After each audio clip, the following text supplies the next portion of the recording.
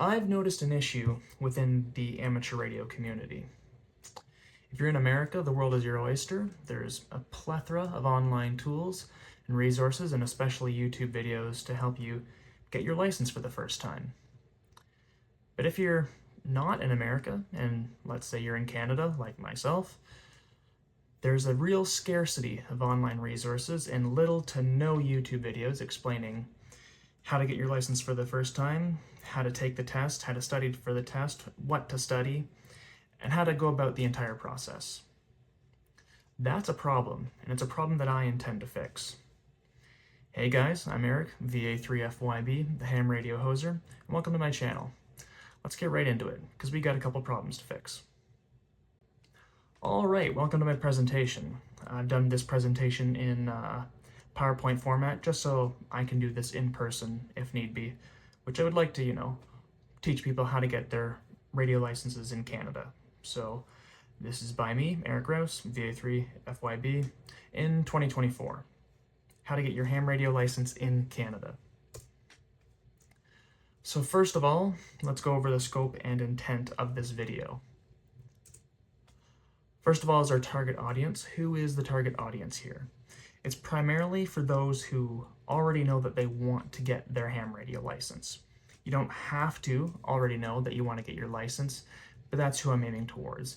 And maybe if you don't already know, when you watch this video, hopefully it encourages you to want to know, learn more, and eventually get it. So you don't have to specifically know a lot about amateur radio at this point, or even more specifically amateur radio in Canada, but you kind of know that this is up your alley, this is what you want to do, and you want to just dive into it, but you don't know how to go about it. You don't know where to start. This video is for you. My intention is to give you a starting point so that you can do this process mostly by yourself. I also want to equip and inform you. I'm going to give you the necessary information that you'll need for the entire process, for the most part, from start to finish, in Canada specifically. I also want to clarify and demystify the process and the structure. So we're going to talk about privileges, licensing structure, callsign structure, exam structure, etc. How to study, take the test, and pass the test. Those are the really most important things because, truth be told, your first license is a license to learn, essentially. So we want to quickly get you as licensed as quickly as possible so that the real learning can begin and your real journey will start. So we've got table of contents. This is all the stuff that we're going to go over. First off is eligibility. Who's even eligible to get their amateur radio license in Canada to begin with? Our licensing structure and privileges. This is the meat and potatoes. This is what I really enjoy and I wish I would have known earlier on. Callsign structure, pretty quick, pretty brief. It's pretty straightforward, but I'll let you know how it works. There's a few idiosyncrasies that are useful to know. Exam structure, procedure, and fees. This is also some more meat and potato stuff. It'll be a bit heady and wordy, but it's important to know, and it's not terribly bad. And most important of all, how to study and take the test. It is the most important part. If you take anything away from this, how to study for the test and then how to take the test is the most important. And then I've also got some supplementary resources and references at the very end. I've taken some time to acquire and accrue some good information resources, specifically in the form of links for many different websites, including a lot of Government of Canada websites. Please utilize them. They're great tools. They will help you a lot. I highly recommend it. Don't skip out at the end.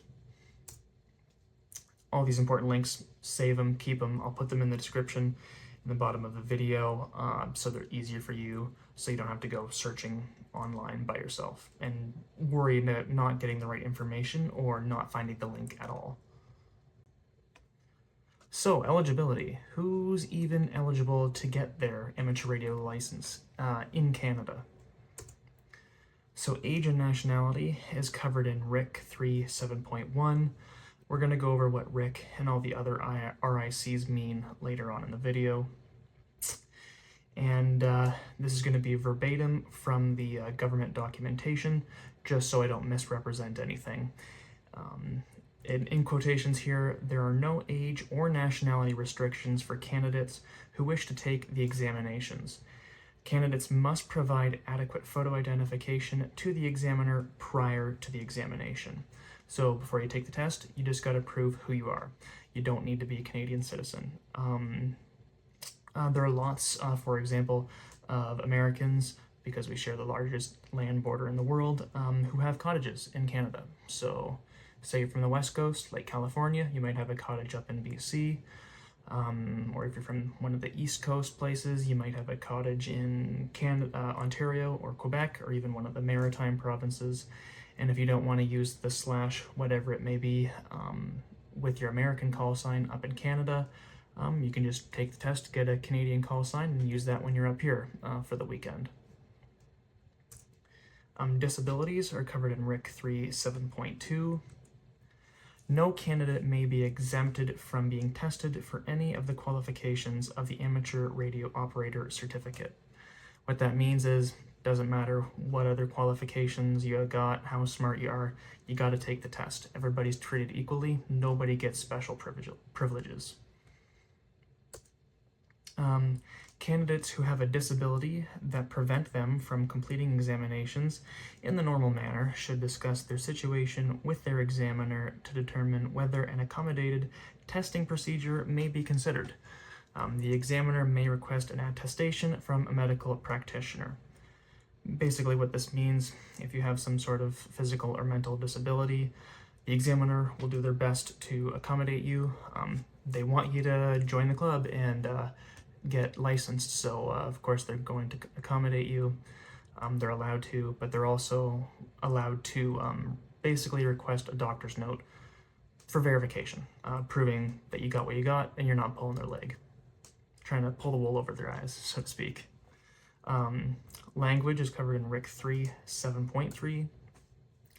When a candidate fails a written examination because their normal language of use is neither English or French, in Canada we have two official languages, or because academic limitations restrict the ability to read the questions properly, the examiner may administer an oral examination. So you don't know English or French, or you don't know them very well, you can't read very well, maybe you have a learning disability or an oral disability of some kind, the examiner can give it to you orally. This is more common now, in a way, since COVID, things being online, on Zoom and stuff like that. Before that was really popular, everything was basically done in person and written down, but all the negative things that happened with COVID, one of the positive things was a lot of things got updated to the modern age, so we can do online testing now, which is great. All these are referenced from RIC 3. We'll go over that later and get you filled in. So licensing structure and privileges. This is the meat and potatoes of the presentation.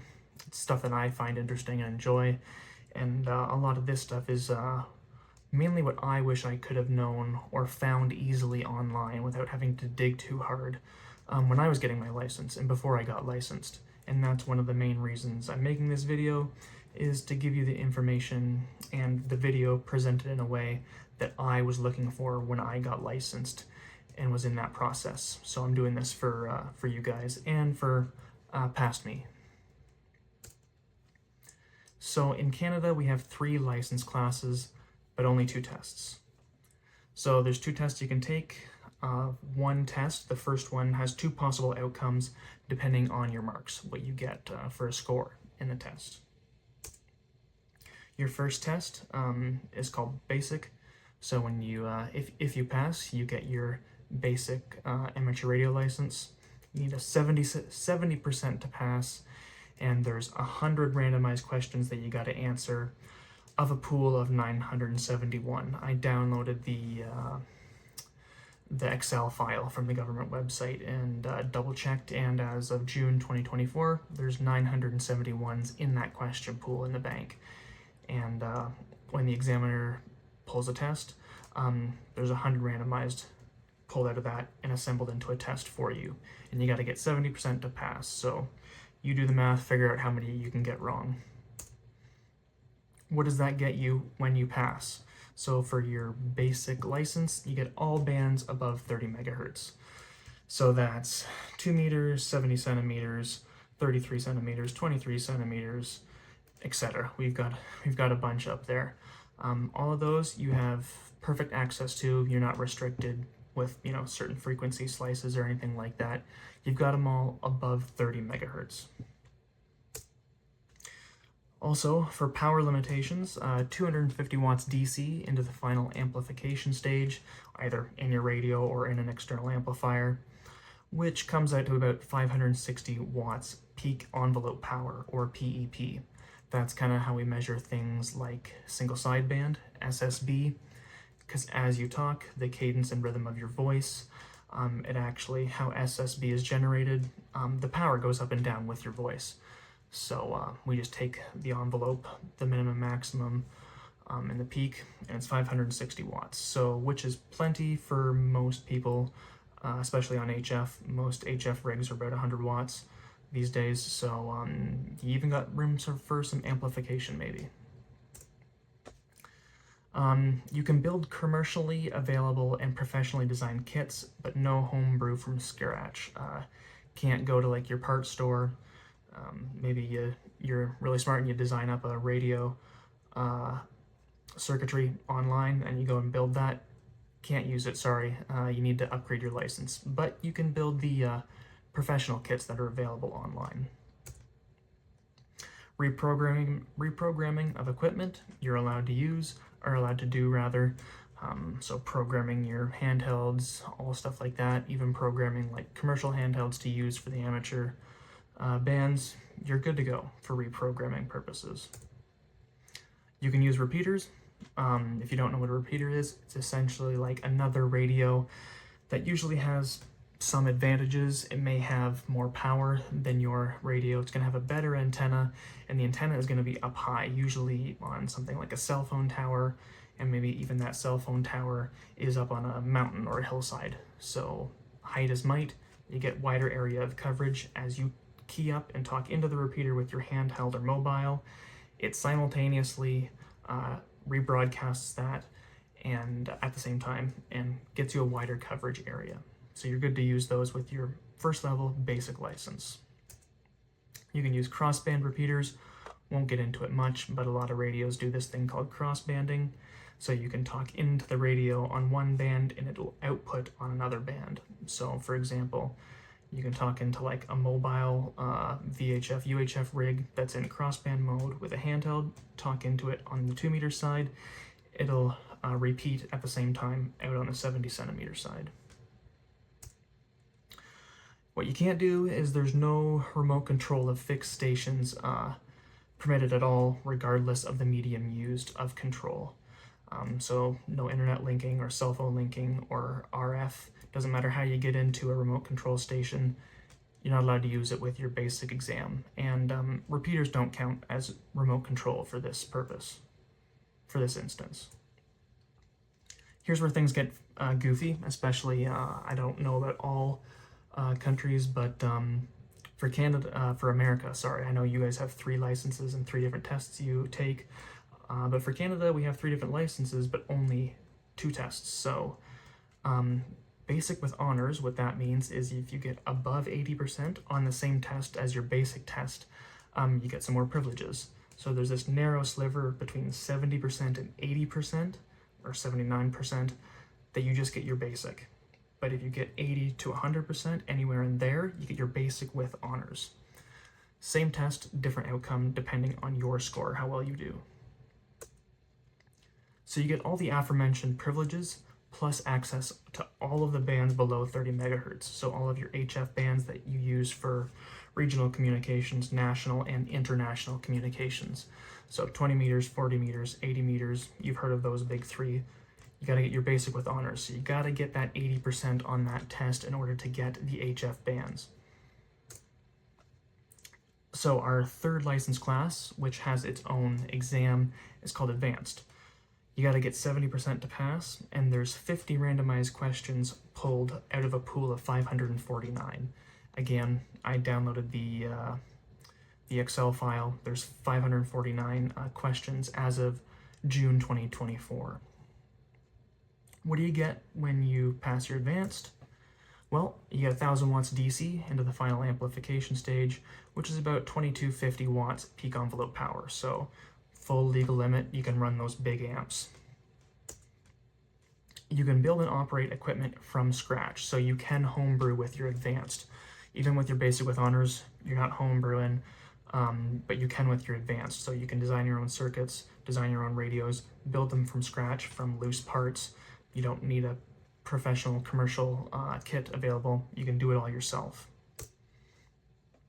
You can also modify a radio apparatus by computer program or physical modifications to the circuitry. Basically, what that means is you can buy a radio, amateur radio, whatever, crack it open it up, modify the circuitry yourself. So add and remove parts, solder, desolder, all of that, you're good to go. You can also establish repeater and club stations. So if you want to build your own computer, get that running, or create a new club in your area, or your area doesn't have one and you want to start one, get your advanced and you can do that. You're also now allowed to use remote control and radio links. So there's online resources that allow you to do this, or if you know somebody personally and they've got their station, their big super station set up for remoting in, you can do that now with your advanced license. So a funny thing we have here in Canada, we have this little thing called the Morse code qualification. It's not really like a fourth license class. It's more akin to an add-on, because whether you have basic with honors, or advanced, you can get this Morse code qualification add-on to your certificate, and it'll show up on your sheet when it comes. For most cases, it's basically bragging rights, for lack of a better word. On your piece of paper, it'll say, hey, you got your Morse code qualification at this many words per minute, right on. Except for some instances, it's actually useful. So sending and receiving Morse code at a speed of not less than 5 words per minute for 3 consecutive minutes. That's the requirements, that's what you gotta do, and that's pretty easy. 5 words per minute is pretty slow. If you are at all interested in taking Morse code, I highly recommend the Long Island CW Club. Those guys are great. I did it with them. I never actually took my Morse code qualification test because right when I was mostly finished with those guys and planned to do it, I ended up moving, so I didn't have the time or the organization to be able to do that. What this Morse code qualification does do, though, is it gives you access to all the amateur bands. So if you're in this really weird case where you didn't get 80% on your basic with honors, you got somewhere between 70 and 80. This is a very rare case. This doesn't really happen, but it's still a theoretical possibility. If you get your Morse code qualification with your basic, well, you got access to all the amateur bands. And depending on how you learn and what you want to learn, it might be reasonable. If you can't quite get that 80% on basic with honors, but you can do the 5 words per minute CW, well, you're good to go. You got access to all those bands below 30 megahertz now too. So depending on your interests and your goals, a higher class license with more privileges might interest you. You got to ask yourself a couple of questions. What do you want out of the hobby right now? And what might you want out of the hobby down the road in the future? If you want to, build a repeater, start a club, work remotely, modify circuitry with radios, you got to get that advanced. That's what you got to go for. If you want access to the HF bands, but that's about it, well, basic with honors. If you don't need that, well, just your basic. But you got to ask yourself what you want and then go for that. Okay, so Callsign Structure. This is pretty easy and simple. One thing I like about Canada's Callsign Structure and how call signs are divvied out and distributed is it's pretty straightforward once you understand the basics. So Canadian call signs, primarily 99% of the time, use a 3x3 or a 3x2 structure. We'll explain what that means later or next, but there are some exceptions. Special events, clubs, government call signs, etc. They might have a different structure than just 3x3 or 2x2, but those are rare. You won't see those all the time. So what does that 3x3 and 3x2 mean? You've got a prefix and a suffix. So the most common style 3x3, for example, you've got a 3-character prefix and then a 3-character suffix after that. Or for a 3x2, you've got a 3-character prefix and a 2-character suffix after that. So let's use an example. My call sign, VA3FYB. The VA3 is the prefix, and that's a 3, and VA3 is a designation for Ontario, and then FYB, that's the 3-character suffix, and that FYB followed with the VA3 pertains to me. So most of the provinces have 2 available free prefixes to them. There's exceptions. Kind of gets goofy out in the Maritimes, and then obviously the territories as well. But from Quebec to BC, basically, you've got 2 prefixes, that main corridor there. For example, Ontario's 2 prefixes are VE3 or VA3. And as another example, BC, VE7 or VA7. And as you can see, we've got VE and VA, but what has changed in the prefix is the number. And once we get to the map, you'll understand as you go across Canada, the numbers increment up by 1. So, requesting a specific call sign. When you pass your test, you may want to request a specific call sign that you have in mind. Within your region. If you're doing your test in Ontario, you don't get a VE7 BC call sign. I think, if I remember correctly, it's been a while. Couldn't find any resources online, and I can't remember back to when I got my call sign, but I believe when you do your test, finish your test, and are doing your paperwork to submit to the government, I believe you can put down 3 options, 2 or 3 options of your preferred call signs. Now there is a way to look up what call signs are available, but they recommend if you have other backups that you do that when you submit your paperwork, because the paperwork isn't always right away, and say there's somebody that takes the test at the exact same time as you somewhere else in the province or territory, and their paperwork gets checked and submitted before yours, and they just so happen to put down the same call sign that you wanted. I know it's a very rare scenario, but it's still possible, so have some backups if you can. And if you don't request any specific call sign at all, you just get the next one that's automatically generated and assigned to you. So, call sign availability. Like I said, there's 2 different official government websites that you can check and use to see if your desired call sign is available, and we'll go over those in a minute. Limitations. So for Canadian amateurs, you don't have any limitations on the number of 3x3 structure call signs that you can have. Obviously, they have to be available, not in use, but you can collect them like Pokemon. Gotta catch them all, right? But for 3x2s, you're limited to 1. You're limited to 1 3x2 call sign, and to get your first 3x2 call sign, you gotta be an amateur for more than 5 years. All right, so here's some graphics.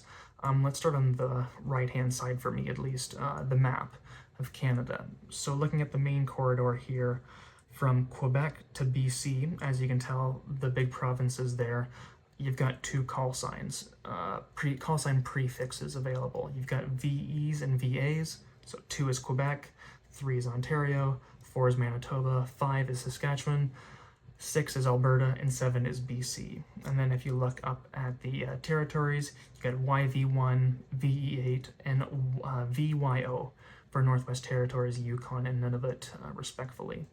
And then as we go into the Maritimes, you're going to see some Ys and some Vs as well. There's 3 special cases. We'll touch on them here. that you'll notice a CY0, a CY9, and a VE0. Those are some special cases as well. Looking on the left-hand side here, this is some graph and some text pulled from Wikipedia. That's the source. You can find that on the Wikipedia page for Canadian ham radio.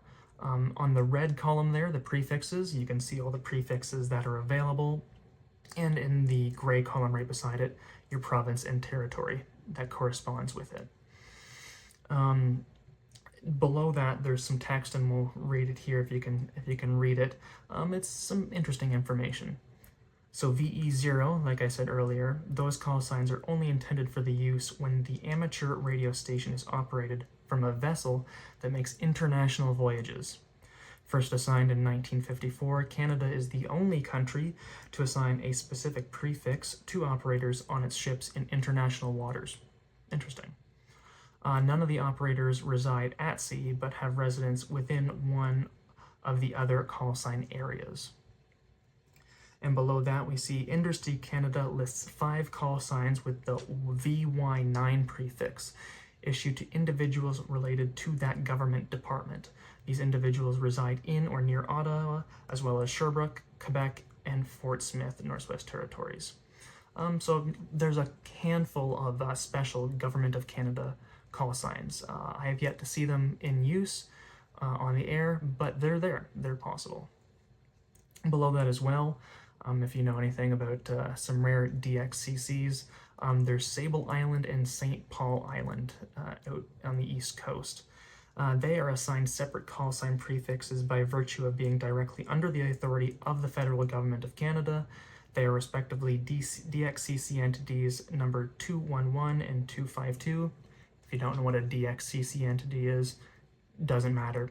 It's not too important. You might learn that if you are interested in chasing rare DX later. St. Paul is to be used to be covered by the VY9 prefix, and Sable Island is to be used VX9, which is now used by experimental stations. And the one below that is not too important. So that's kind of how the call signs are laid out across Canada. It's pretty easy. We only have 13 provinces and territories, and then besides the St. Paul Island, Sable Island, International Waters, and Government of Canada call signs, which you might never see in your entire lifetime, there's 13 different main possibilities to remember, so it's not that bad. So call sign availability. There's 2 different websites here. You can see them. There's the available call sign search and the amateur search. I just pulled up my information here. You can see what they look like as snapshots, but because we're doing this in video format and I'm not presenting this live, let's jump right into the right onto the Google there, and I'll show you how to use these. All right, so we're on Google here, or I guess Microsoft Bing. No, I don't actually usually use Microsoft Bing or Microsoft Edge. I'm just using it for the video because my Chrome is cluttered and crazy. So if you just search up Canada Amateur Search in Google, should be the first one that pops up. And you'll notice that it's the real Government of Canada website when you see the ic.gc.ca. And of course, the badge, you're on the Government of Canada website. So you can use the link in the video description, or if you just search it up, it'll pop up right away. It'll be easy to find. So, the amateur search, we're not going to worry about special events. Search criteria is pretty simple. You have a call sign that you want to put down for when you get your license and you submit your paperwork. You can just search up your call sign right here. So, for example, let's use mine, VA3FYB. Say you're in Ontario and you just passed your test. You're telling the examiner what you want for call sign, and that's the one you want. Let's check it out, see what pops up. Would you look at that? Search results, VA3FYB. There is me. So you can see call sign, my name, my province, and my qualifications. I don't have my postal code, address, or city published. But as you can see, it's taken and it's in use, so it's no good to you. But you can also use this to verify if somebody's what their actual call sign is, where they might be, and what their license privileges are. Now the second one you can use, we'll go over here, not that one. Canada Amateur Search. Nope. Canada Available Callsign Search. Sorry, I got a couple tabs open if you can't tell. Canada Available Callsign Search. Search it up. It'll be the first thing that pops up here. Again, we're on the official Government of Canada website. Super useful tool. I highly recommend it. So this one's a bit different. This one you kind of build the call sign that you're looking for. So say you are in, well, I'll use my call sign for example. You're in Ontario, you want to use a VA3. There's also VE3 available. My suffix, I want to use an F. My second character in the suffix, we're going to do a Y, and the third character suffix is going to be a B.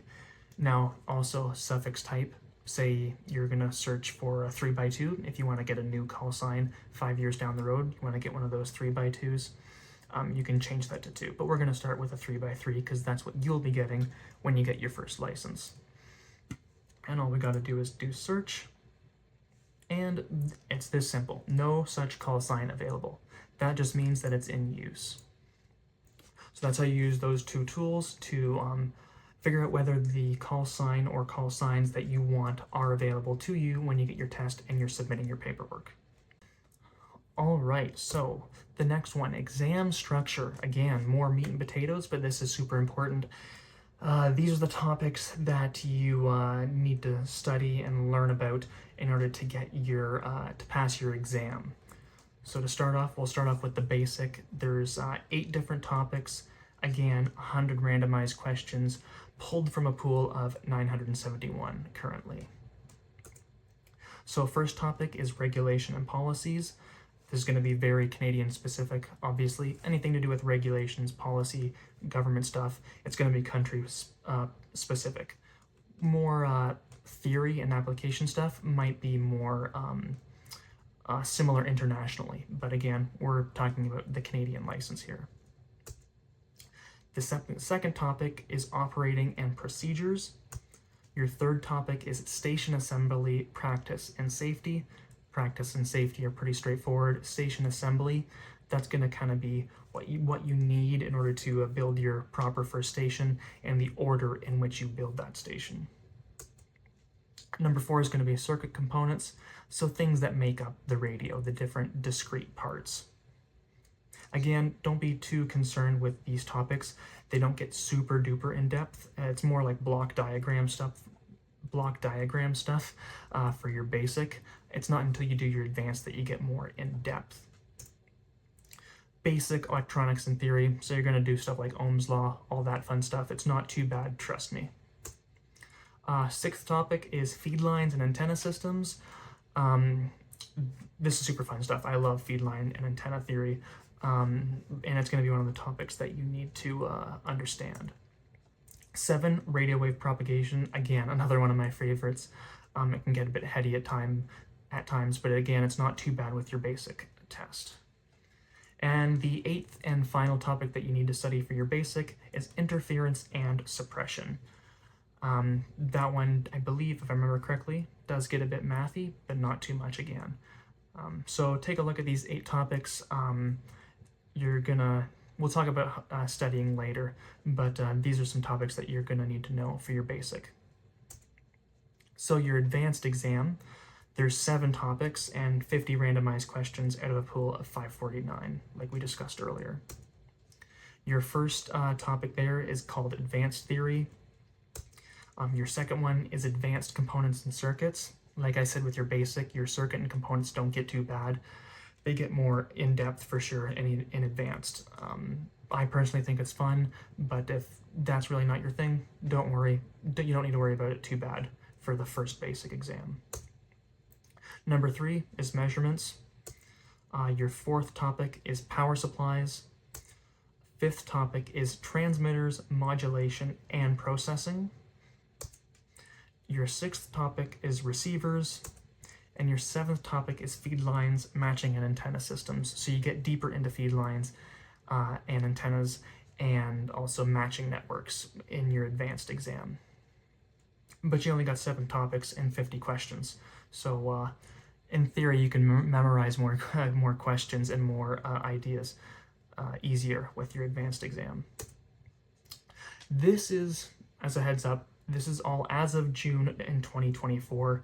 The question pool does change and update periodically, so depending on how far down the road you're watching this, things could be a little bit different. Nothing usually changes drastically, but a couple of questions might either be updated / changed or removed and completely new ones put in. So see RIC 3, 5.1, 5.2, and 5.3 for a further breakdown of subsections of basic, Morse code, and advanced examinations respectively. So these are just the broad topics, 8 topics for basic, 7 topics for advanced. If you want to get a further breakdown of each topic, you're going to look in RIC 3 at 5.1, 2, and 3, and we might take a look at that deeper later on. Next is examination procedures. So how does the examination go? What can you do? What can you not do? What to expect? We'll cover that. Examination procedures. So the examiners have to follow these certain rules, by the way, and these are laid out in RIC 3, and this is 5.4. Quoted from the source material, examinations are closed book. Reference material must not be made available during the examination. Use of calculators or any other similar device that are capable of storing information in memory is prohibited during the examination. That shouldn't be too big of a surprise. Secondly, there is no time limit specified for examinations. Most examinations are completed within 1 hour and would normally not take more than 2 hours to complete. Examiners will use their discretion to ensure reasonable time is made available for candidates to complete their examination. And re-examination is in RIC 3 5.5, so retaking the test. A candidate who fails a written test may retake the test as often as necessary at the convenience of both the examiner and the candidate. The examiner is required to provide a different examination for each re-examination. So say you fail, and the examiner has time and you both agreed that there's some extra time available that you can re-examine, that's good. The examiner just has to give you a brand new one. You can't do the same one. So essentially, what does that mean? No graphing calculators or phones. That's pretty standard. That shouldn't be a big surprise. You don't have a time limit per se, but most people finish between 30 minutes and 2 hours. I think my first one might have taken me, my basic exam might have taken about an hour, and then my advanced exam only took like 30 minutes. Yes, it was more in depth, but you have half the questions that you have to answer, so it's not too bad. Also, most examiners they'll talk to you about it first, will have a backup exam already ready to go, should you be just shy of passing.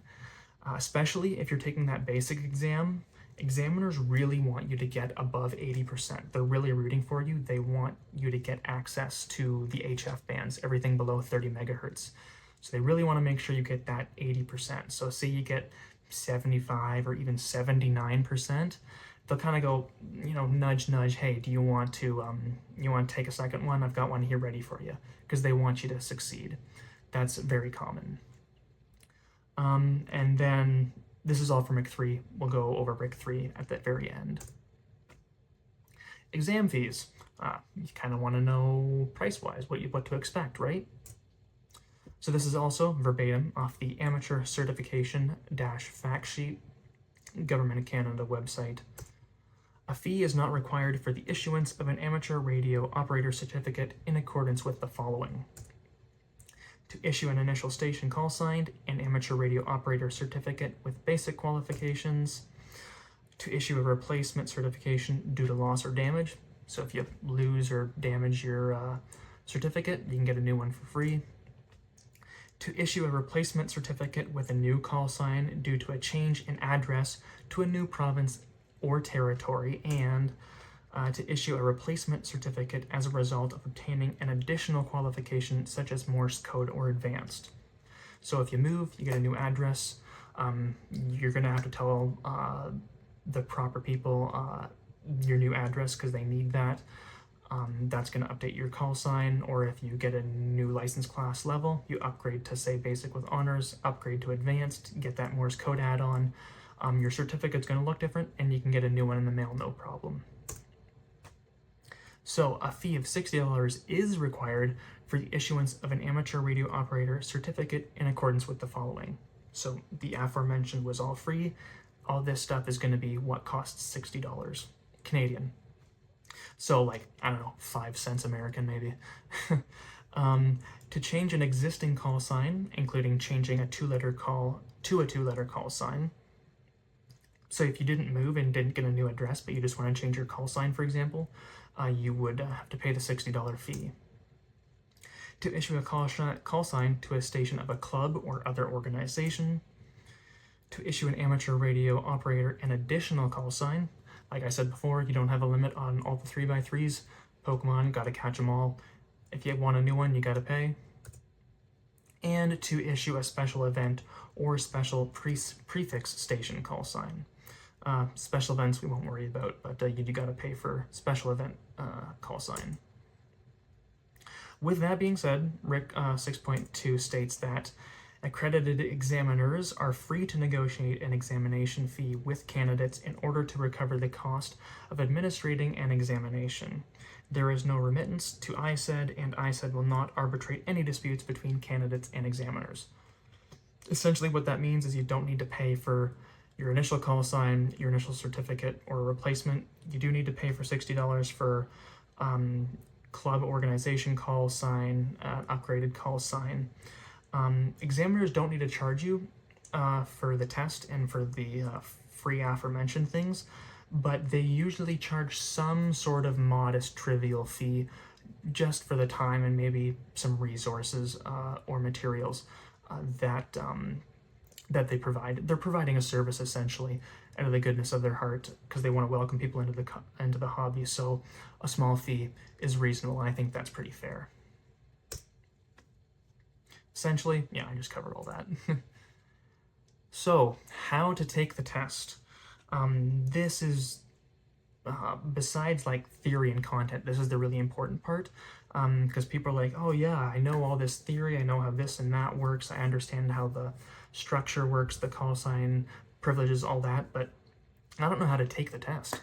I don't know how to A, study, and B, if when I'm done studying, how do I take it? Like, what do I do? Where do I start? Who do I go to?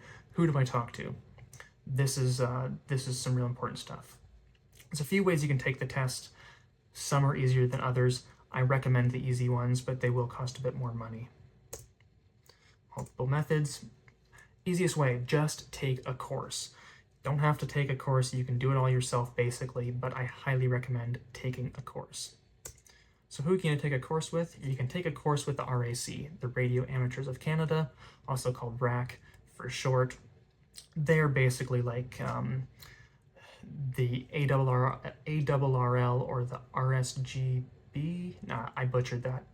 I won't bother. The UK one. They're basically the international lobbying body of amateur radio for Canada. You can take a course with them. Fabulous. You can also take a course with a club. Not all clubs do, but especially the larger the club, the bigger and better their courses are that they provide. Price-wise, prices can vary anywhere from $25 to $120 Canadian. I just found this from looking at some available club courses price-wise. I highly, highly, highly, highly recommend you just take a course. It's so much easier. It's highly recommended. It's a hassle-free path, especially when it comes to your basic. They teach to the test. I don't know how well I can drill this in. Your first license is a license to learn, essentially. Just pass the test, really get that basic with honors if you can. And these guys, at least the ones that I haven't had experience with, understand that, and they just teach to the test. They don't give you any extra BS that you might not need. They teach you what you need to know so you can pass. That being said, you can study on your own. I have links to help you study on your own if you're absolutely determined. So what can you do to study on your own? There are some books specifically for Canadian material. We have Ham Study Basic and Coax Publication Inc. Those are the big two that I recommend, and I do have links for those in the description below, but they're also in this slide. There's also some apps, believe it or not. There are apps to help you with your Canadian licenses. Ham Basic and Ham Advanced by James Thomas on iOS. I cannot speak for Android. I don't have an Android phone, but these are available on iOS. I've used them, recommend them. They're pretty decent. Amateur Radio Exam Canada and Ham Basic and Advanced by Ryan Gilchrist on iOS is some other apps. There's also the official Government of Canada website. You can kind of brute force this by doing some stuff on the Government of Canada website. Don't recommend it, but it's possible. You can use the online exam generator tool. Whether you are studying on your own or taking a course, you should use this exam generator tool anyways. You're gonna really need it if you're studying on your own, but even if you're taking a course, highly recommend it. This is a fabulous tool that the Government of Canada has put out. One thing to note, very important, even if you study by yourself, you'll need to go out and find an AE, an accredited examiner, to test you. With the courses, somebody in the club doing the course is already an accredited examiner, and when you're doing the course, you set that up with them and you're off to the races. But if you're doing it on your own, you need to search out on your own examiners in your area, or if there's none in your area, if you can do them online, or unfortunately drive to them and do it in person. That being said, there is an online accredited examiner locator tool. I haven't had the best luck, but it works. You could ask a local club. Say your local club doesn't do a course. Even though they don't do a course, somebody in that club, there's a good chance that they're a registered accredited examiner, and sit in, contact your local club, ask them if they have an examiner, and when you're ready to do it on your own, maybe they can test you. Ask a local ham. If there's no club in your area, or you don't know anybody in the club, but you know at least one or two local hams, ask them. They'll help you out if they can. Also, what you can do is the third option. I have no experience with this, but it is still an option. You can go to a local ISED district office. And I should probably clarify what ISED is. That stands for Innovation, Science, and Economic Development, I believe. This is formerly Industry Canada. Industry Canada got renamed to ISED some time ago, and you can go to one of their offices. They don't have very many. I think there's a handful across Canada, but they're there. So you can find them in RIC 66. I'll show you that later. There's a map to find the locations and addresses of your local ISED district office. All right, so supplementary resources and references. Please utilize and save, bookmark, however you want to, these resources and these links. I'll put them in the description, but we're gonna go over them here as well. They are super helpful, and they will help you a lot with this entire process. I've taken some time to gather all the information into one location for you guys, because I know when I was doing this, and especially when I was building this presentation, they're kind of scattered all over, so it's nice to have them in one nice box that you can find at any given time. So first of all, for our part one of our resources and references, Government of Canada links. So this link here on the ISED webpage is the Amateur Radio Service. This is an umbrella, all-encompassing, overarching link that has a bunch of stuff within it. You can spend hours on this webpage, but it has some information that will be of good use to you. You can find things like an introduction to the Amateur Radio Service, the certification fact sheet, how to obtain a license, accredited examiners, obtaining a call sign, fees, operating your station, international agreements, contact info, amateur radio certificate services, your account, clubs, special events, accredited examiners. This big boy. I've highlighted the things that you really want to take a look at in red. Please If you don't do the other ones, all of these ones that are in red, take a look, save them and bookmark them. They're super important. They'll help you out a lot. The Amateur Radio Exam Generator. Going to be using that tool a lot. All of these things are all nested within each other underneath that overarching amateur radio service link on the Government of Canada website. Another big important one, the available call sign search. We just went over that. You saw how to use it, but here it is in case you want to bookmark it and save it. Amateur search, the other way to find call signs that we went over. Accredited examiner search. This is the one where you can find accredited examiners in your area or closest to your area if you don't have one, unfortunately. Some frequently asked questions. Some pretty nice, basic, simple questions that you might want answered.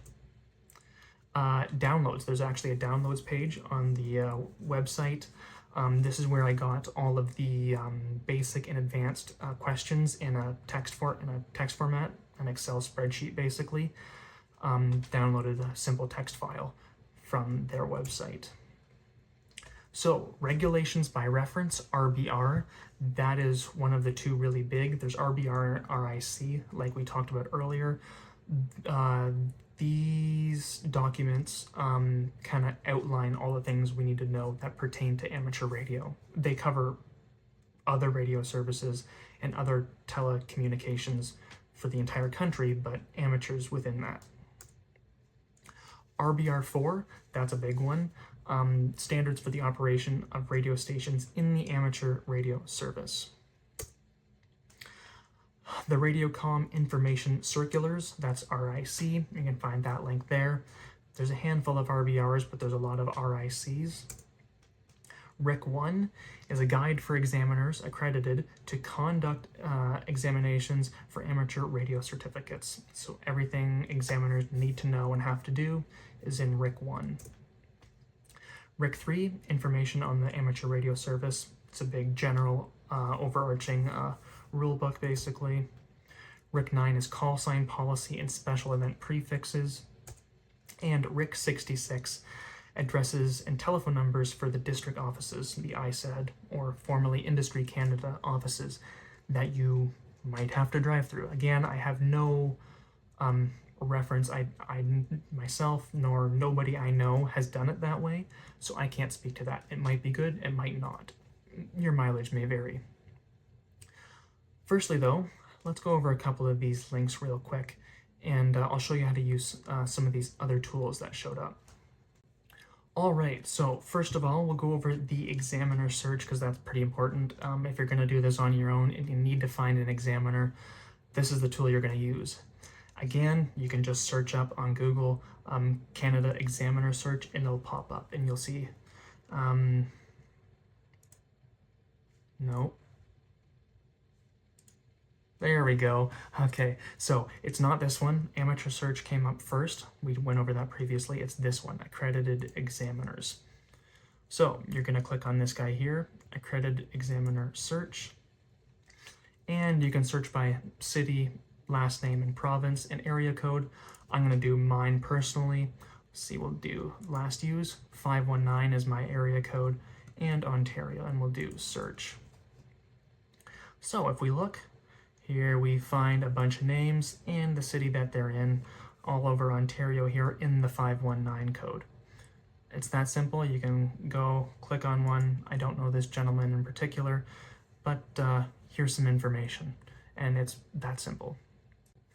All right, secondly, we've got regulations by reference, or the RBRs. There's only 4 RBRs. You can search this up, but also the links will be in the description. 4 is the standards for operation of radio stations in the amateur radio service. You can see all the different things here. We're not going to go over it. I just want to let you know that it is there. All right, and you'll see here we're at RIC, or the different RICs. There's a couple of them here. There's a decent amount. There's only 4 RBRs, but there's a bunch of these. And you can see the things that we've covered and talked about. But what I want to point out specifically is if you go to RIC 66 here, this is the address and telephone numbers of the district offices, the ISAD offices. And as you can see, there's only a handful all across Canada. But if you need to drive to a ISET office to do your exam, well, there you go, here it is. And you can zoom in, I'm control zooming on the map here. Zoom in, and we'll just pick one in Toronto. No, I'm not from Toronto, but we'll use it as an example. The Toronto District Office, the address, email, fax, telephone. It's that simple to find your stuff. All right, and when we go back to the RIC main page here, one thing I wanted to point out is if you go to RIC 3, and if you remember from earlier on in the slide, I said there was a breakdown of a further in-depth breakdown of the different sections in your examinations. So if you go to 5 here, you got 5.1, 5.2, and 5.3. And as you can see, the first topic for your basic exam was regulations and policies. And as you can see, as we go down here, these are all the subtopics of the 8 main topics of your basic exam. And there's operating procedures, yada, yada, yada. This number here is your topic, and these are all your subtopics. Morse code talks about it a bit there. Advanced, again, you got your topic here and all your subtopics that you're going to go over here. And there's 7 of those. So again, you can dive pretty deep and look into this, but if you're just the main topics on the PowerPoint slide, you can reference those. All right, the other big one, the Amateur Radio Exam Generator. This is the most useful tool. Out of all the things that I've talked about, this might be the most useful one. I did do courses for both my basic and my advanced. Even though I did courses, I was using this guy daily, and they recommend you use it, and they'll get you to use it if you take a course. So all you got to do, search up Canada Amateur Radio Exam Generator, pops up right here. This is the page. You'll see basic and advanced, and what you get for each one, there is some study questions, a practice exam. You can actually print an exam. You can print an official exam if you're an examiner, or you can just print out all the basic questions in the PDF format. Same for the advanced. Now what I did when I was taking my course, of course I would do our weekly course material, but if I had free time, I'd either use the app, which kind of is based off of this, or I would use this website if I was at home, and I would actually generate practice exams with this tool and practice constantly. So let's take a look and see how to use it. So we'll click on Basic Practice Exam, and boom, wouldn't you know it, it just generated a practice exam for us. So as you can see, total answered, total score. All you got to do is click one of A, B, or C, and remember, not only is it 100 randomized questions, but the order is also randomized, so you can't memorize that. You got to actually know the answer. So you just go through and you keep submitting or skipping a question. You can go to a specific question number, finish your exam. Oops, I failed. This is what the output looks like. And you can keep track of all your different topics here and see which topics are your strong points, which are your weak points, and practice your weak points, because trust me, you will have some. We all do. I definitely did for sure. All right, so if you look over here, go on Google, search up Radio Amateurs of Canada. They are the first guys that pop up. No, bang, I don't know what you want. Click on their website here. We talked about some information that they had. Got lots of good information for getting started here, as you can see across the top board here. But what we're specifically interested in, if you hover over Getting Started and go to Amateur Radio Courses. So if you want to do a course and book a course, like I said, the 2 best ones are either doing one with RAC or doing one with a club. So you can read all this information here on your own time, but basically you want to look at this top row up here and these quick links. If you click on RAC, it'll take you to this little blurb here, and this is what's most important right here. Please stay tuned to this page and the RAC website for information about future courses.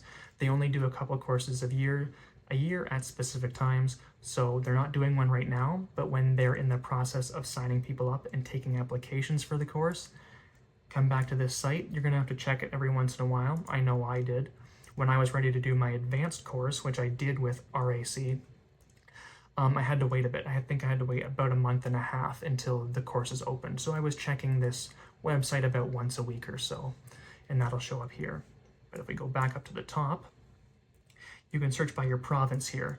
And I did mine. This is how I found my course, by the way. It's pretty easy. So I click on Ontario, for example, and it's going to show me clubs in Ontario that I can contact and book a course with. So let's go to the guys that I did mine with. If we scroll down here, Burlington. I'm not in Burlington or near Burlington, but I contacted a bunch of different clubs, and these guys fit me into the club, into their course rather, even when they didn't really need to. They were full, but they fit me in the thought that some people might drop out. It's like it's like airlines, how they can overbook because some people miss their flights, essentially, which happens all the time. But yeah, a couple people did drop out, so there was room for me because I was on the list. And all you gotta do is read the little blurb here. Total cost is $100, but that also includes the source material, so some books that you're getting, a full year's membership as well, and the cost to provide the course. And the contact, well, we got a website here first of all, but you can just contact Michael here. There's his email, and you contact him, say you're interested and you want to book a course. When's the next available one? It's really that simple. And it works for all the different provinces and territories as well. You just click on one, and it'll take you to the clubs in that area, and hopefully you can contact somebody and book your first course. All right, and for QRZ, when you get licensed and you get your call sign, I do highly recommend you make a QRZ page. We kind of look each other up, amateurs, this way, just to get information about each other. And there's lots of other like built-in APIs to different programs, so that when you're making a contact and logging it on the fly, it pulls information from QRZ. So it's important to have a QRZ page if you're comfortable with that. So for example, we'll go to QRZ here. This is what the page looks like. And for example, we'll search myself up, search, and here we are. I'm not logged in right now. I'd get some more information if I was, but it just tells you simple things like their call sign, their name, where they're from, a couple of awards they have, profile picture, etc.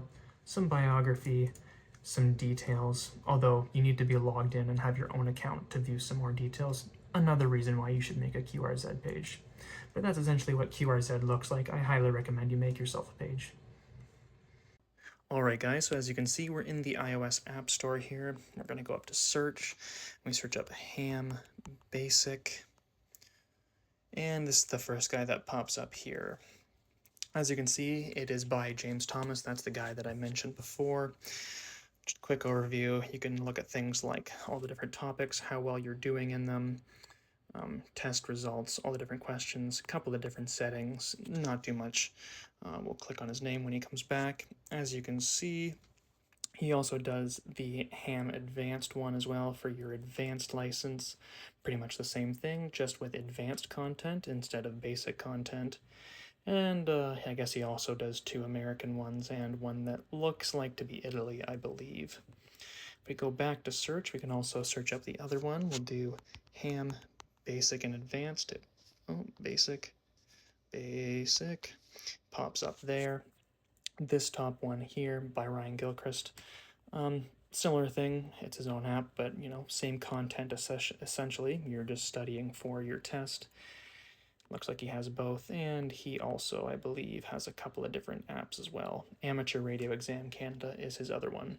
I don't think I've actually used them extensively. You can see I've downloaded them, but I don't think I've used them a whole lot. These ones by James, nope, wrong one. These ones by James Thomas are the main ones that I use, and they were quite good.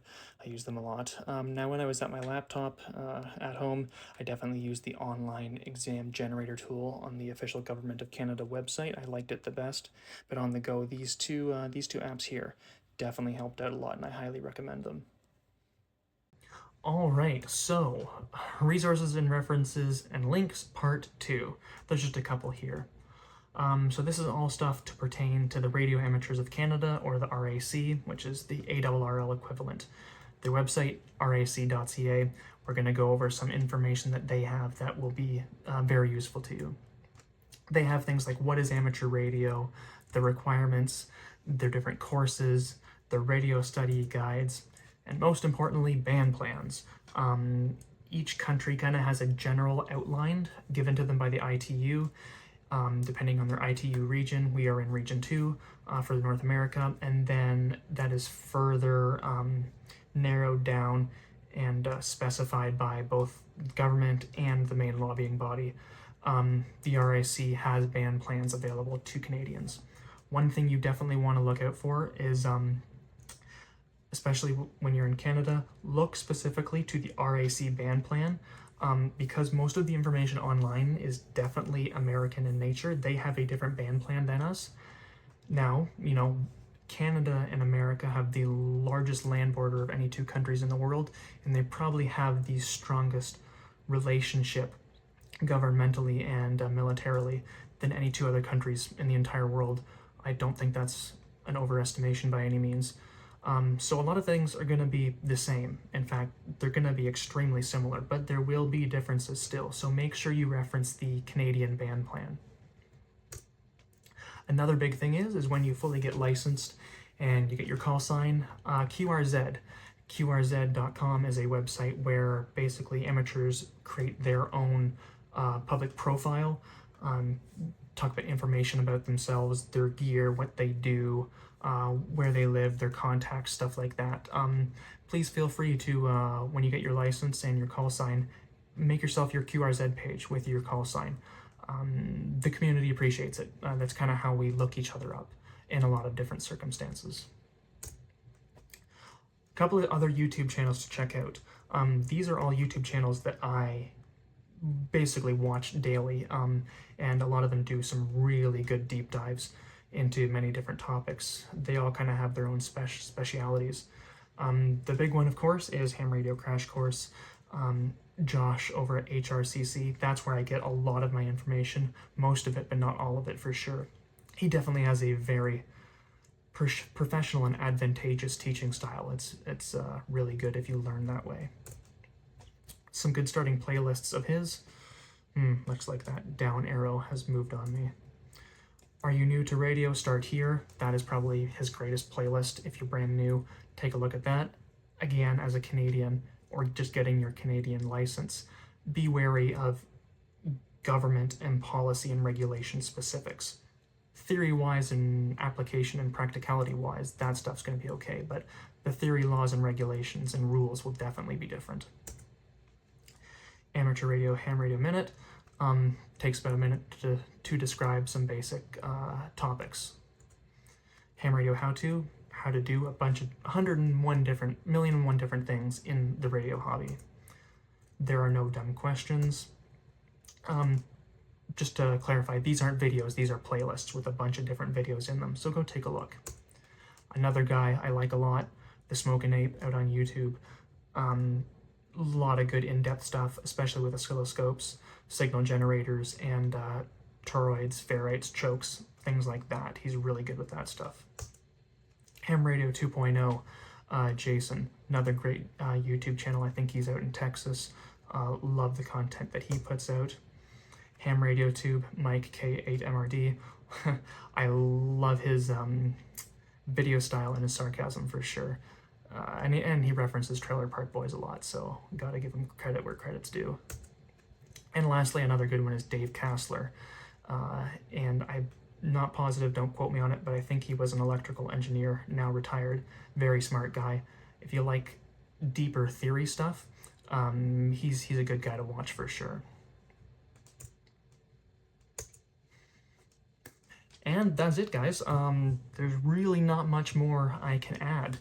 You know, to recap, we talked about the basics of what you need to know. So like who's eligible, what our license classes and privileges look like, the structure of those, how call signs are dealt out and how our call sign structure works, the content of the exams, what you need to study, how to take your test, and lots of other things that we went over.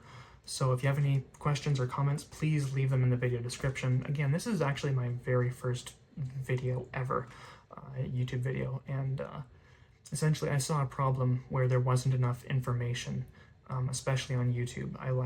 The way I learn is definitely I feel more personally connected when I'm watching a YouTube video of somebody explaining something, so I wanted to reciprocate and give something to the community, the Canadian ham radio community, that I saw lacking and was needed.